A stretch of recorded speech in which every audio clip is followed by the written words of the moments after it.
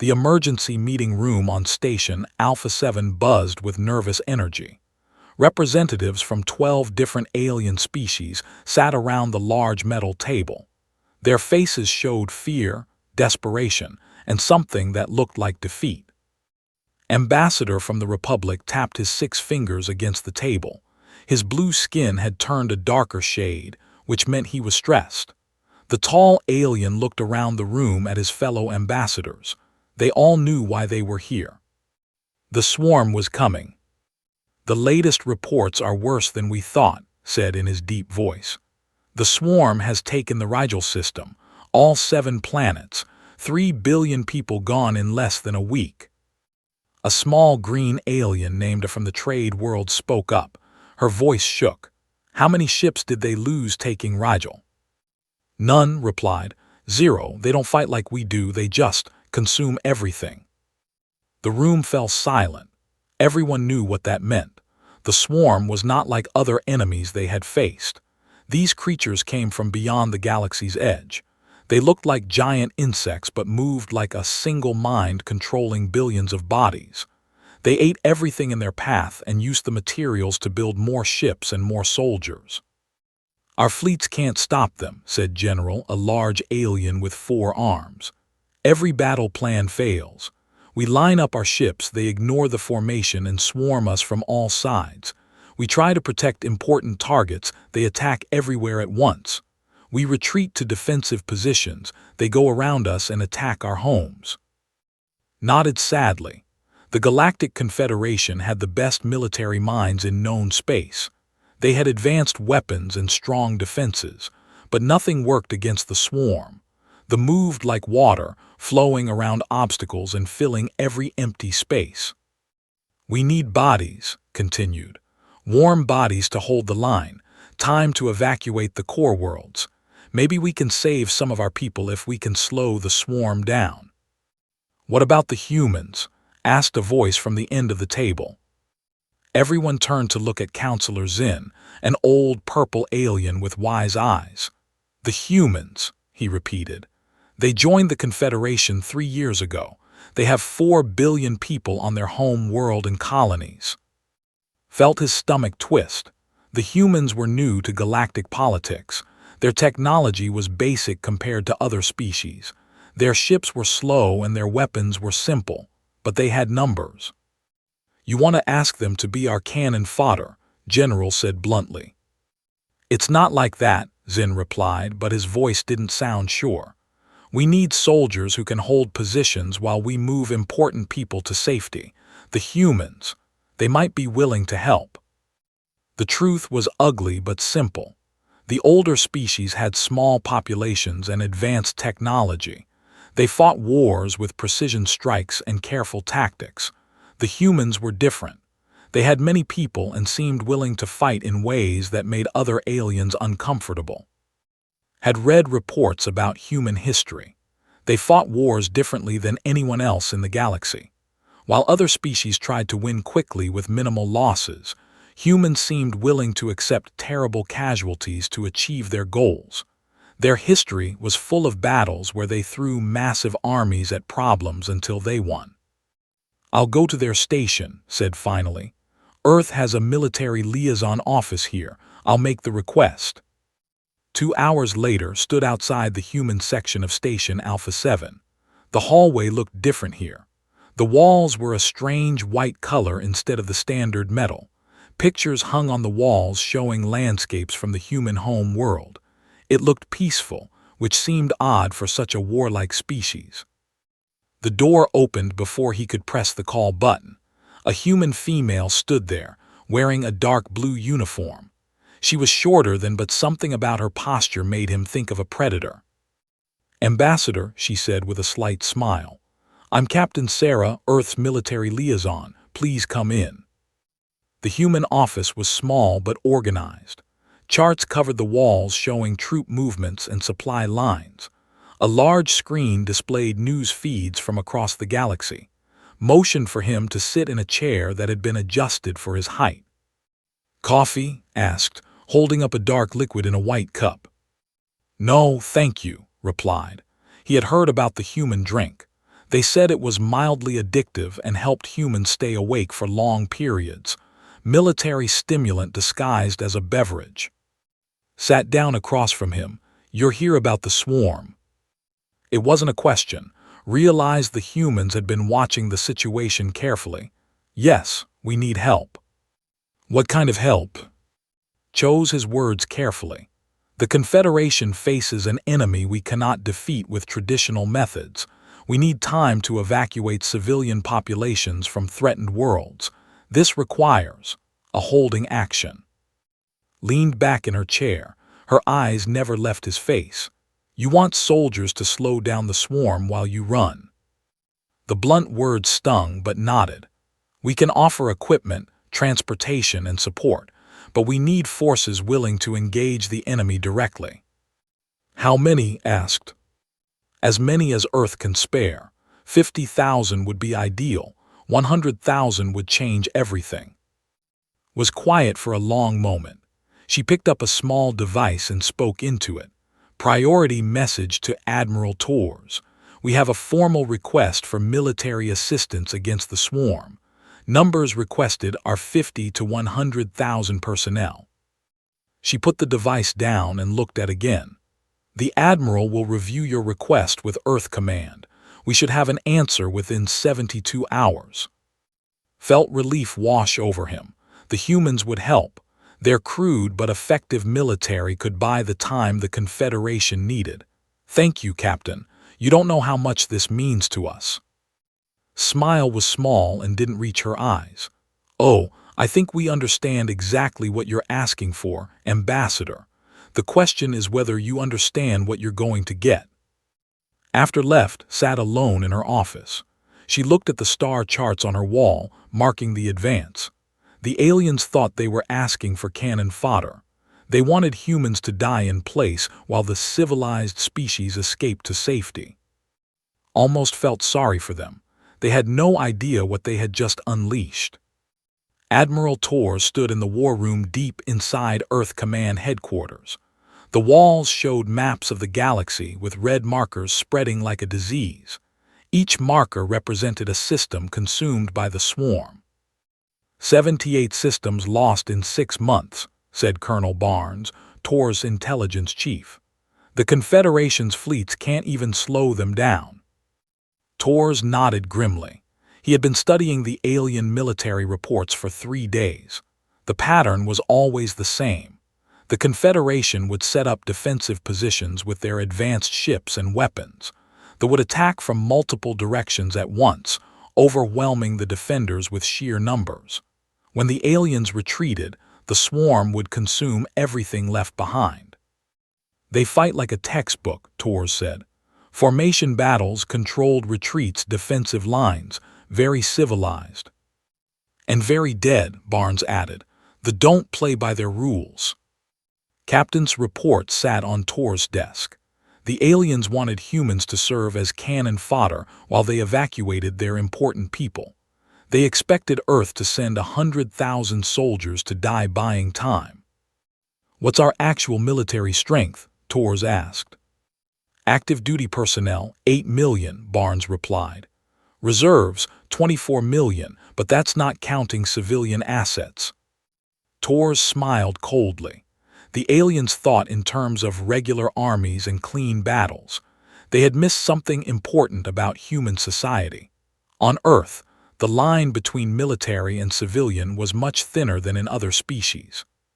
Start with the mining companies, Tors said. Every civilian demolitions expert, every heavy equipment operator, every engineer who's worked in hostile environments. Then add emergency services, search and rescue teams, disaster response specialists. Sir, Barnes looked confused. The aliens want support, Tors explained. They're thinking about this wrong. They want us to throw bodies at the problem until it goes away, but we're not going to fight their kind of war. Tors walked to the main display screen. It showed a tactical analysis of attack patterns. Look at how they move. They flow around obstacles. They adapt to resistance. They consume resources as they advance, but they're predictable. Barnes studied the display. They always attack supply lines first, then command centers, then population centers. Exactly. They think like a hive mind because that's what they are. One brain controlling billions of bodies, but that's also their weakness. Torres turned to his staff officers. I want psychological warfare specialists, cyber warfare experts, and special operations teams. And get me a meeting with the Industrial Council. We're going to need some unusual equipment. 2 days later, the Earth response arrived at Station Alpha 7. Captain delivered it personally to Ambassador. Earth agrees to provide military assistance, said. Felt relief flood through him. How many troops can you commit? 1,200 personnel for the initial deployment. The relief turned to confusion. 1,200, but we discussed 50,000 minimum. Our forces operate differently than yours, explained calmly. We don't measure effectiveness by numbers alone. Skin color shifted to a worried green. Ambassador, with respect, 1,200 soldiers cannot hold the line against billions of. Who said anything about holding lines? Placed a data pad on the table between them. This contains our deployment requirements. Review it with your logistics people. Picked up the device and started reading. His expression grew more confused with each item. Industrial mining equipment, agricultural chemicals, civilian communication arrays. These aren't military supplies. From our perspective, they are. I don't understand. How do farming chemicals help fight the? Smile was sharp. Ambassador, your species has been fighting wars the same way for thousands of years. Ship against ship, army against army, honor and tactics and minimal casualties. It's very civilized. Of course, war should have rules. Maybe for you, said. But humans learned a long time ago that the only rule in war is winning. Everything else is just ceremony. Felt a chill run down his spine. There was something in the human's voice that reminded him of old stories, tales from the dark times when his species was young and savage. What exactly are you planning to do? He asked. What you asked us to do, provide support against the swarm. Stood to leave, then paused at the door. One more thing, Ambassador. You might want to warn your people about human military doctrine. We don't fight to hold ground or protect honor. We fight to break the enemy's ability and will to continue fighting. Sometimes that gets messy. After left, sat alone with the supply list. The items seemed random, almost civilian in nature. Mining explosives, industrial solvents, medical equipment, communication jammers, portable manufacturing units. He called General. The humans are sending help, but something feels wrong about this. How many troops? Asked. Only 1,200. 1,200? That's useless. What are they thinking? Sent the supply list to his terminal. Look at what they're requesting. This doesn't look like military equipment. There was a long pause while reviewed the data. This is strange. Half of these items are industrial tools, the other half. I'm not sure what some of these chemicals are for. Maybe they're just inexperienced, suggested. They've only been in space for a few decades. Perhaps they don't understand what this war requires. Maybe, agreed, but he didn't sound convinced. Or maybe they understand something we don't. Meanwhile, in a secure facility on Earth, Colonel James Harrison briefed his team. The room held 200 of the most dangerous humans alive. Special forces operators, demolitions experts, psychological warfare specialists, and combat engineers. The aliens think they've hired us as cannon fodder, Harrison said. They want us to die slowly while they run away. That's not going to happen. He activated a holographic display showing attack patterns. The enemy moves like a single organism because that's what they are. Individual have no independent thought. Their tools controlled by a central intelligence. A Navy SEAL raised his hand. What's the mission parameters, sir? Win the war, Harrison said simply. Not hold the line, not buy time, not sacrifice ourselves for alien politics. Win. The room was quiet. These were people who understood the difference between those concepts. "How?" asked the psychological operations officer. Harrison's smile was cold. "By fighting a human war instead of an alien one. They have never faced an enemy that doesn't follow their rules. They're about to learn why that's a problem." He gestured to the supply manifest on the wall. "Everything we've requested serves one purpose: make the enemy afraid. Not just defeated, not just damaged, but genuinely terrified of what happens when they fight humans." An Army Ranger looked at the chemical list. "Some of these compounds, sir, are we talking about biological warfare?" "We're talking about psychological warfare with biological components," Harrison corrected. "The hive mind has never experienced fear, confusion, or uncertainty. We're going to introduce them to all three." The briefing continued for 6 hours. By the end, every human in the room understood their mission. They weren't going to fight the kind of war the aliens expected. They were going to fight the kind of war that would make the wish they had never heard of humanity. The galaxy was about to learn why humans were feared in their own legends. The transport ship arrived at 3 days before the swarm was expected to reach the system. Lieutenant Colonel James Harrison stood on the bridge watching the fortress world grow larger on the main screen.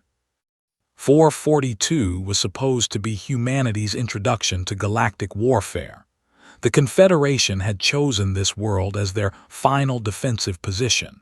If it fell, the core worlds would be open to attack.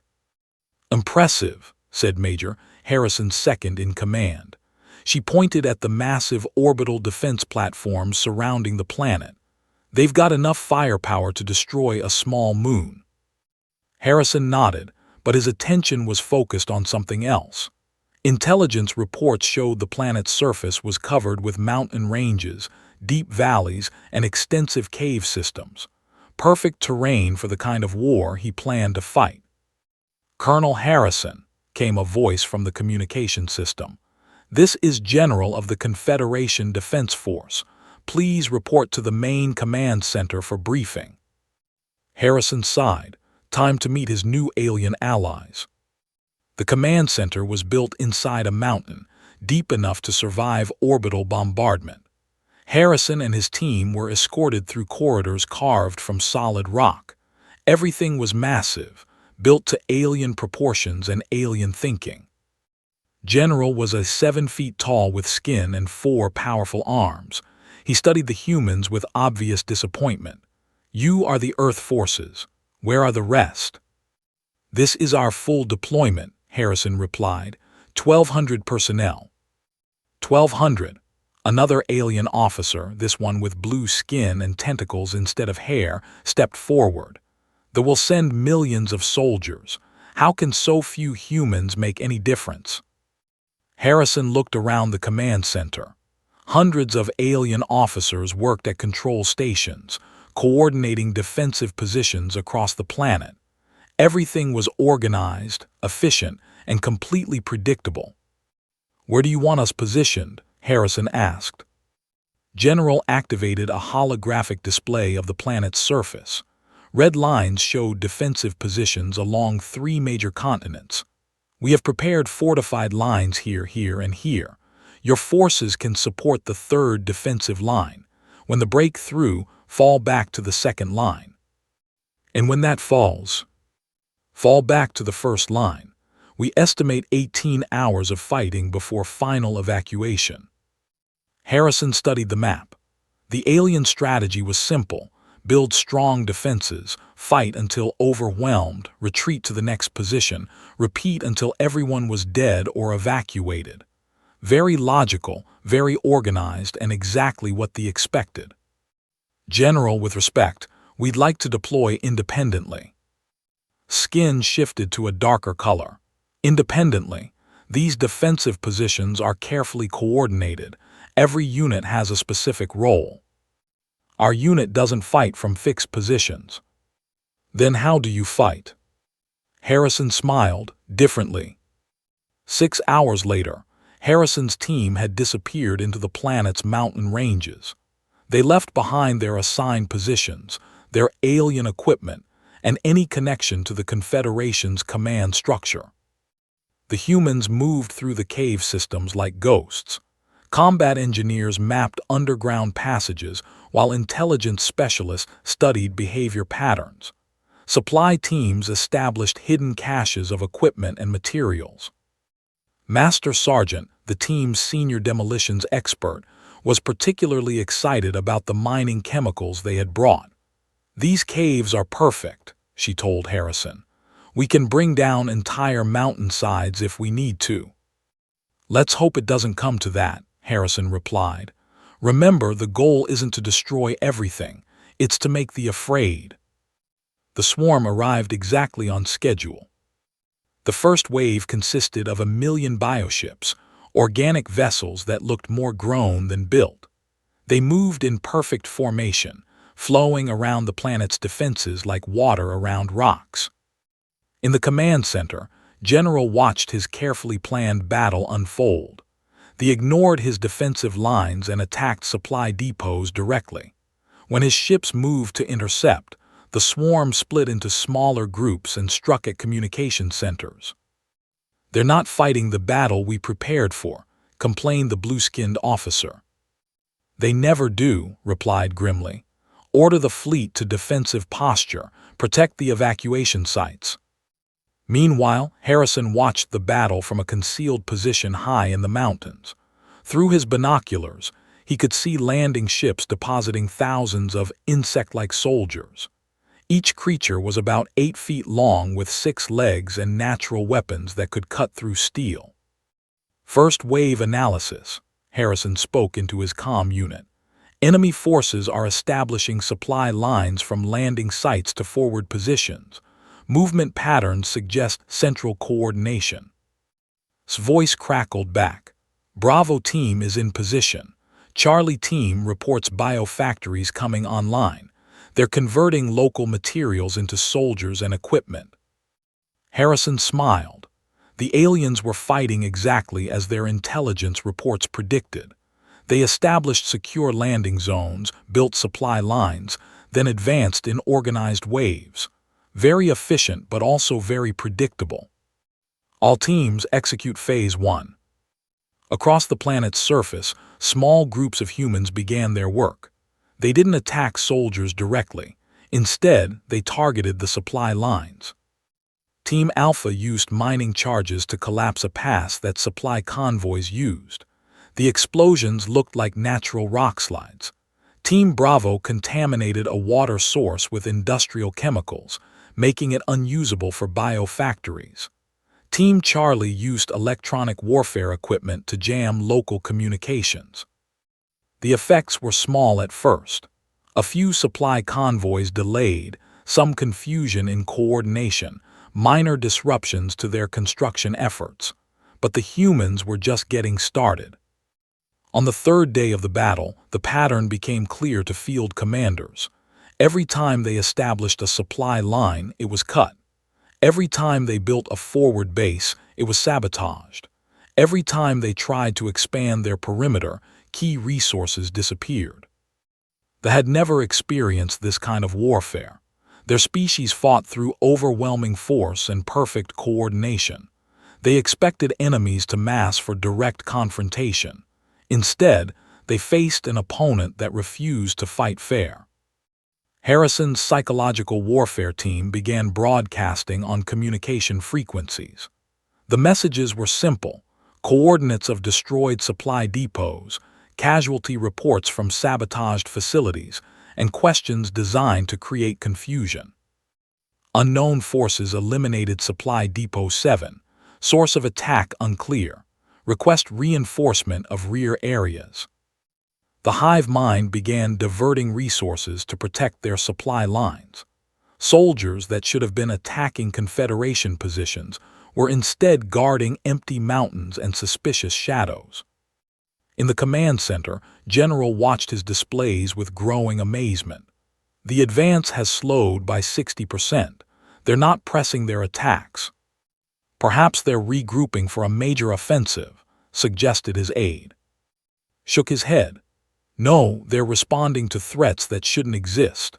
Our intelligence shows no major Confederation forces behind their lines, but they're acting like they're under constant attack. He opened a communication channel. Colonel Harrison, please report your unit's status. Harrison's voice came back calm and professional. All teams operational. We're conducting reconnaissance and minor harassment operations. Minor harassment. They are behaving as if they face a major threat. Maybe they do, General. That night, Harrison's teams escalated their operations. They began using captured equipment to attack other positions, creating the appearance of internal conflicts. Psychological warfare specialists used the alien communication network to spread false orders and contradictory commands. The hive mind, designed for perfect coordination, began experiencing something it had never known: uncertainty. For the first time in the war against the Confederation, an advance had stopped, not because they faced superior firepower or impenetrable defenses, but because they were fighting an enemy that made no sense. Hidden in his mountain observation post, Harrison watched forces repositioning to defend against threats that existed only in their growing paranoia. The aliens had asked for support, and humanity was delivering exactly that. They were learning that when you fight humans, the rules change. And changing the rules was something humans did very, very well. The news spread through Confederation space like wildfire. 442 still held after 2 weeks of fighting. Admiral Torres received the reports in his office on Earth. Each update from Colonel Harrison seemed more impossible than the last.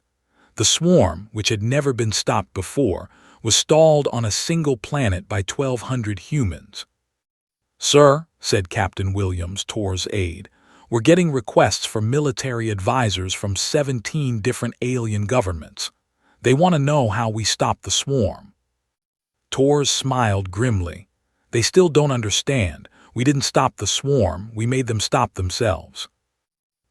Harrison's war was expanding beyond simple sabotage. His psychological warfare teams had discovered something remarkable about the hive mind.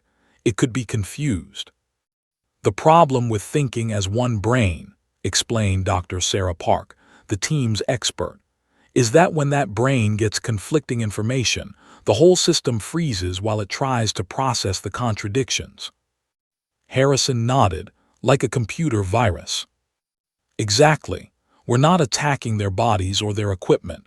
We're attacking their ability to think clearly." Park showed Harrison the latest intelligence data.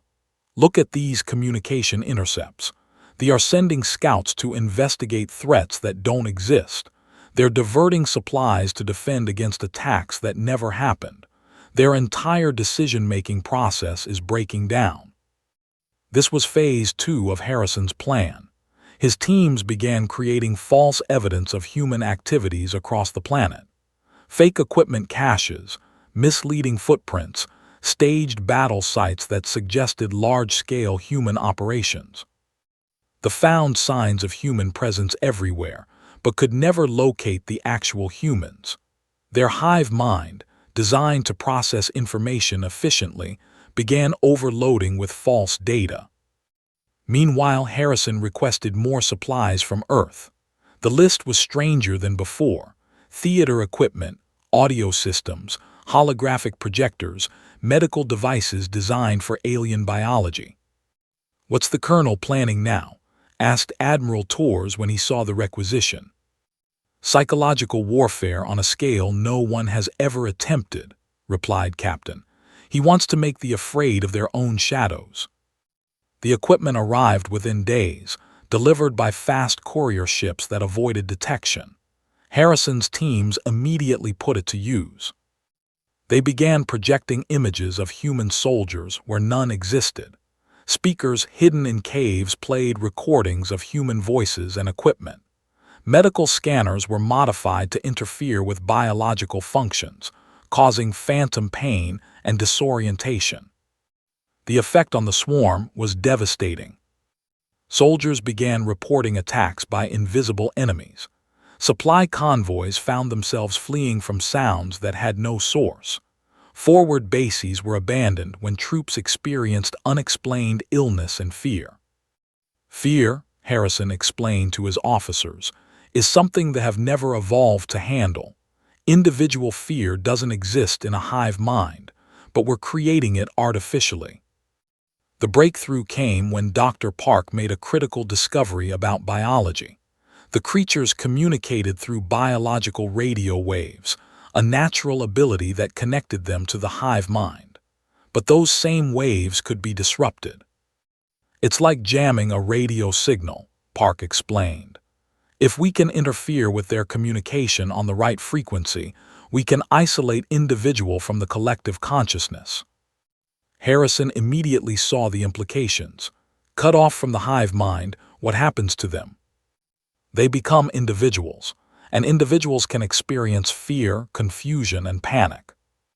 Harrison requested new equipment from Earth, electronic warfare systems designed specifically to disrupt biological communication. The technology didn't exist yet, but human engineers worked around the clock to create it. While they waited for the new weapons, Harrison's teams continued their psychological campaign. They began leaving evidence of defeats, destroyed equipment arranged to look like battle sites, recorded messages suggesting successful human attacks, false casualty reports broadcast on frequencies. The hive mind, trying to understand what was happening, began making increasingly irrational decisions. Resources were wasted investigating false threats.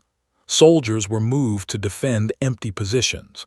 The entire strategy began falling apart.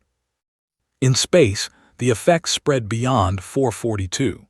Admiral Torres had deployed human cyber warfare teams to other systems threatened by the swarm. These specialists, working from cloaked ships, began broadcasting psychological warfare signals across communication networks. The signals carried a simple message: the humans were everywhere. False reports of human activity began appearing in systems where no humans had ever been seen. Forces found themselves looking over their shoulders, expecting attacks that never came. The beauty of fighting a hive mind, Torres explained to his staff, is that confusion spreads through the entire network. Panic one group of, and every connected to them feels that panic. The Confederation leadership watched these developments with growing amazement and alarm. Ambassador requested another meeting with Captain. "What are your people doing?" he demanded. "They are behaving irrationally across 17 systems. Their attack patterns make no sense anymore."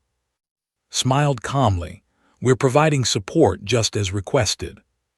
"This isn't support, this is something else entirely. From our perspective, there's no difference. You asked us to help stop that's what we're doing." Skin shifted to a worried yellow. "But you're not fighting them directly. You're making them fight themselves. More efficient that way. This isn't how civilized species conduct warfare." His expression hardened.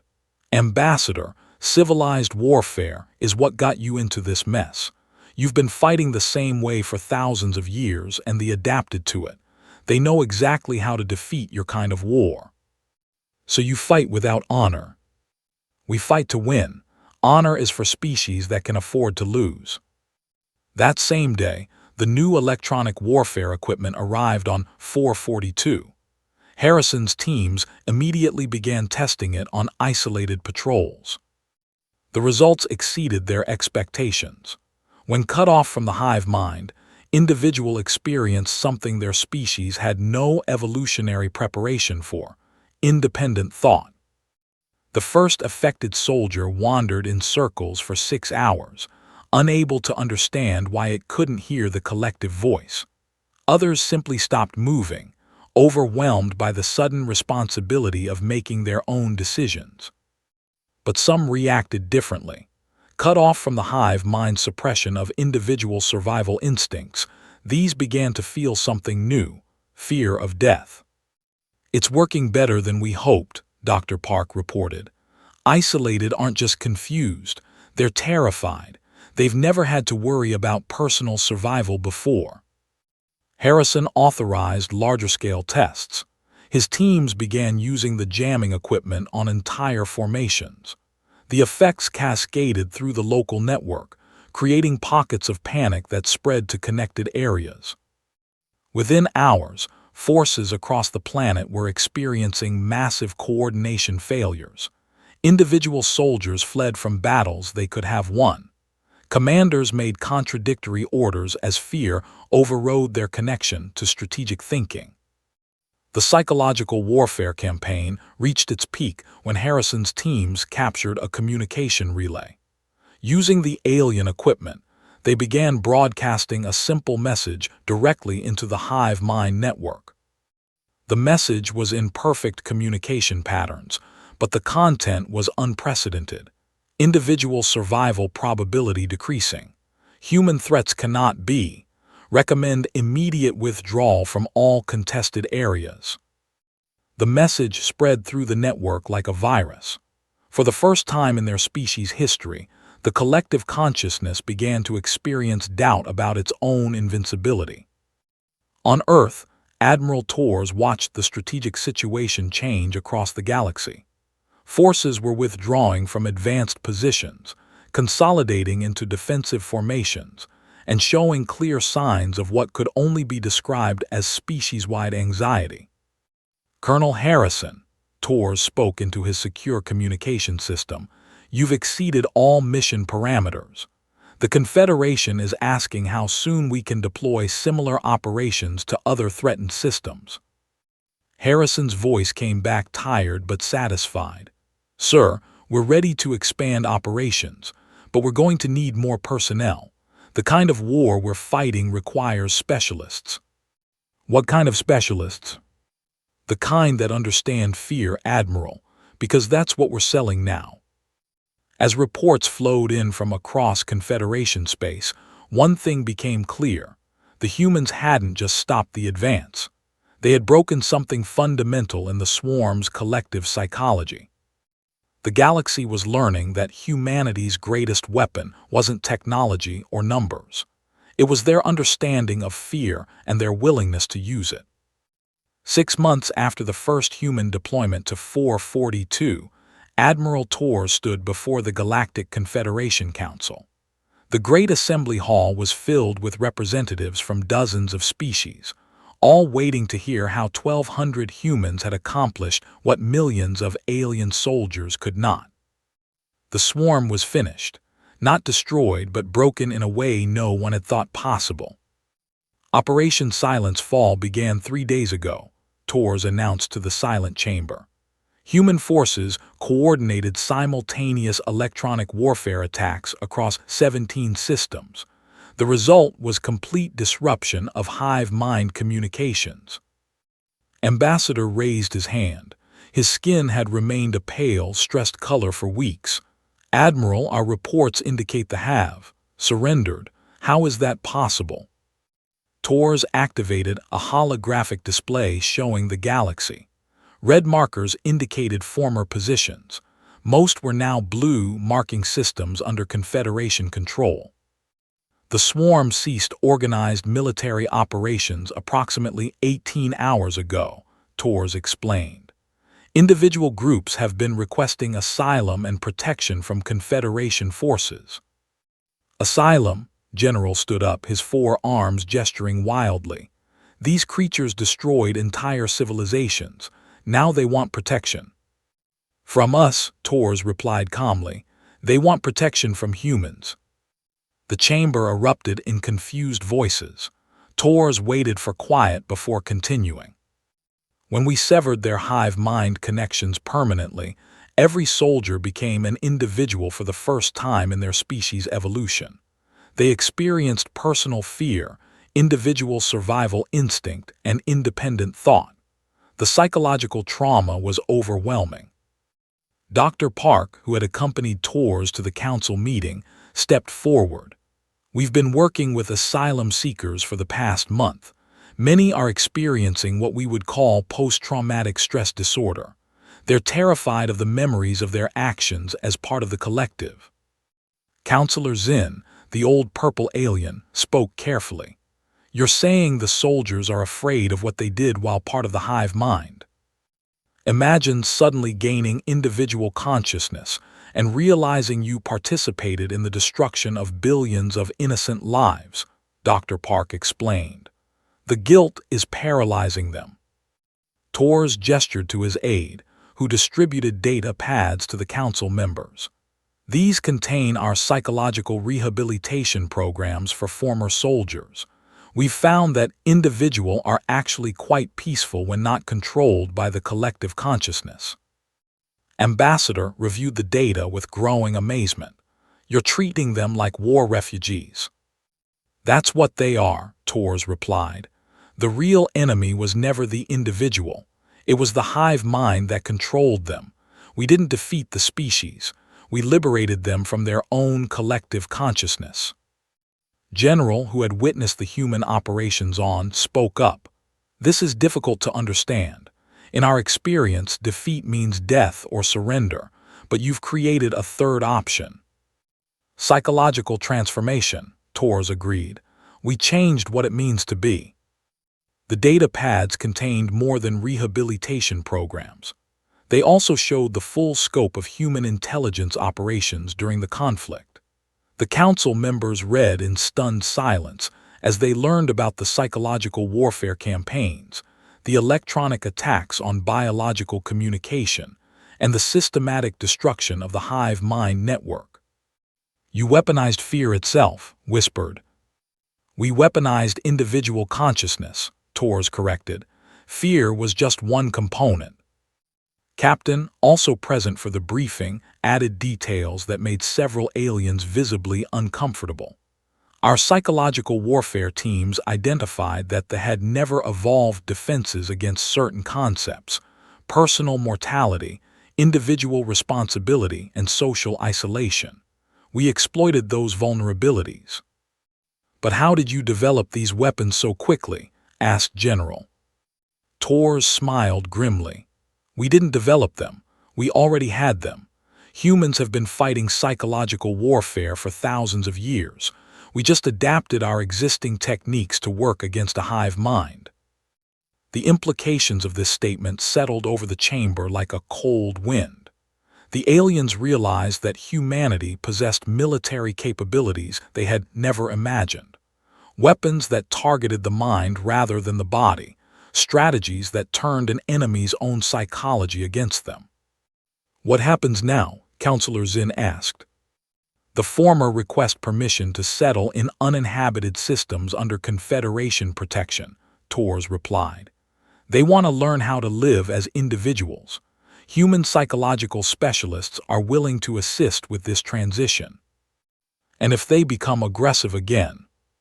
Torres' expression hardened slightly. "They won't.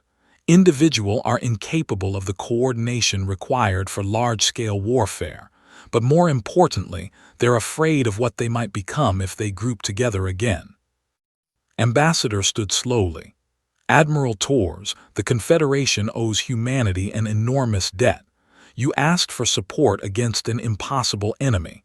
We expected you to die heroically while we evacuated. Instead, you solved a problem we thought was unsolvable."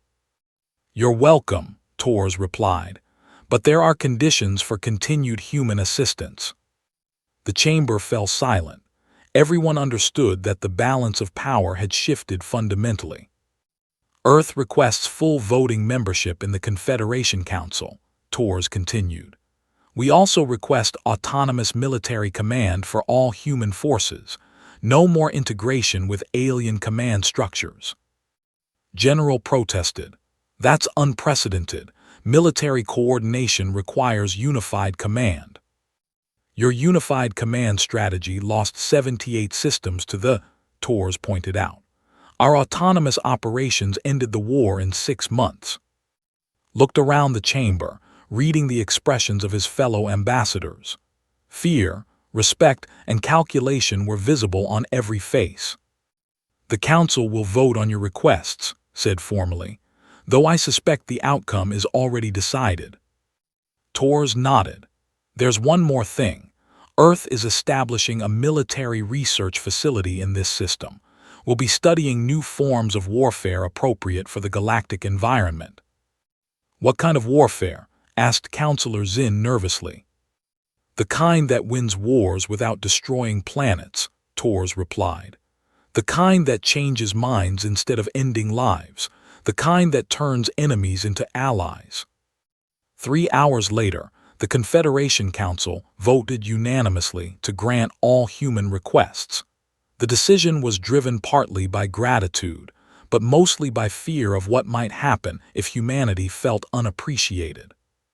In the weeks that followed, the galaxy learned to adjust to its new reality. Human military advisors appeared in alien fleets, bringing with them tactical doctrines that made conventional warfare obsolete. Psychological operations became a standard part of military planning. The concept of winning without fighting spread through alien strategic thinking. The former adapted to individual life with surprising success. Human rehabilitation specialists helped them develop personal identities and social structures based on cooperation rather than collective consciousness. Many became valuable contributors to Confederation science and exploration projects. Ambassador visited Earth 6 months later, officially to negotiate trade agreements, but really to understand the species that had changed everything. Captain met him at the spaceport. "How are you adjusting to the new galactic situation?" she asked. "It's difficult," admitted. "For thousands of years, we fought wars the same way. Now we're learning that everything we thought we knew about conflict was wrong." "Not wrong," corrected, "just incomplete. You knew how to fight other species like yourselves. You didn't know how to fight something completely different." They walked through the human city, observing daily life on Earth, was struck by the casual way humans dealt with conflict and competition. Children played war games in the streets.